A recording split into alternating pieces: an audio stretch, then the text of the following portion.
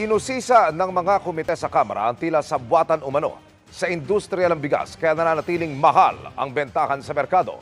Humarap diyan ang 10 pinakamalalaking importer ng bigas sa bansa na pinasagot din sa alegasyong may kartel na nagmamanipula sa presyo ng bigas. Nakatutok si Jonathan Andal.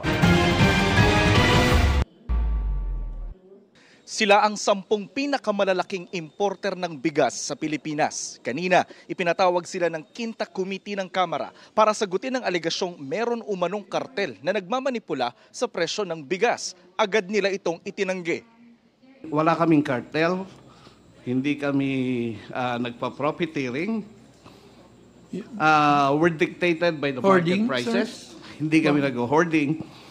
Ang nabiblame kasi ngayon, ang naging spotlight kaming mga importer, where in fact, ang makikita natin problema sa retailer.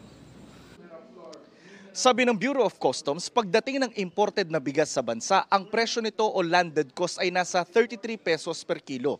Kukunin ito ng importer at sabi nila, ibinebenta ito sa wholesaler ng 35 to 40 pesos. Ang wholesaler ibinebenta ang bigas sa dealer bago makarating sa retailer sa palengke. Niloloko tayo somewhere else eh. Nakita, sinabi na ng customs 33, sinabi na nga ng wholesaler 35 to 40 ang benta niya. Bakit sa palengke na 50? Muntik pang makontempt ang isang malaking rice importer. 1 bilyong pisong halaga kasi ng bigas ang kanyang inangkat ngayong taon pero hindi niya masabi kung magkano ang kanilang kinita. Imposible sir na hindi nyo alam kung magkano ang kita nyo. Ay, yung wife ko na po kasi, ma'am, yung nagano doon. Sir? Yung wife ko na po kasi ang nag-co-compute doon. Maluwag po ang ating detention facility, Mr. Chair. Magsasabi po ako ng totoo. Yeah. Opo. I think you are lying. Itong pinagtatakahan natin na bakit ang taas-taas ng presyo at walang kinalaman ng importer, hindi ko matanggap yan, Mr. Chair. May I now request AMLA, Mr. Chair, to check the financial records and transactions of all these top importers. Kasi kung wala sila capability to finance their importation, someone or somebody is financing them.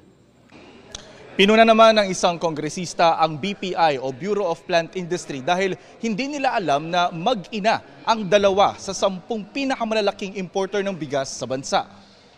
BPI, did you not check whether or not these two companies were actually owned by one individual? Hindi po namin napacheck. Bakit hindi nyo chinek? Sir, ngayon po, nire-review na naman namin. Hindi mo pwedeng ngayon i-review yan. Tapos na nangyari, ngayon nyo gagawin yung trabaho ninyo. Dapat, noong nag-a-apply pa lang sila, chinek nyo na kaagad. Hinala ng mga kongresista, may sabwatang nangyayari sa industriya ng bigas. Mataas pa rin kasi ang presyo sa merkado o mga palengke kahit pa may oversupply ngayon ng bigas at kahit pa binawasan na ang taripa ng 20% mula noong Hulyo. It is a puzzle din po for us na perhaps this deserves a more nuanced analysis. The farm gate price went down. The landed cost went down. Should translate to lower retail. Pero hindi po yun yung nangyari. Mga bigas natin, nasa bodega. Hindi nilalabas, kaya hindi bumababa yung presyo. Sasabihin nila sa farmers, hindi namin mabibilihan yung palay kung hindi nyo ibababa kasi ang dami pa naming hindi naman nila sa totoo lang, hindi nila kailangan ng bigas.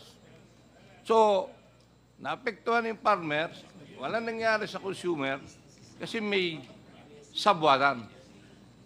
May kartel na nangyayari. Parang meron nga pong connivance sa ating po mga government agency kung bakit hindi po natin nami-meet yung target natin na ibaba po talaga natin yung presyo po ng bigas. Kasi ang Department of Agriculture hindi masabi kung may kartel ba sa bigas.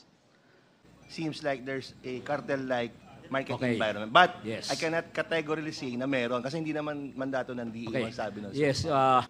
Para sa GMA Integrated News, Jonathan Andal, nakatutok, 24 oras.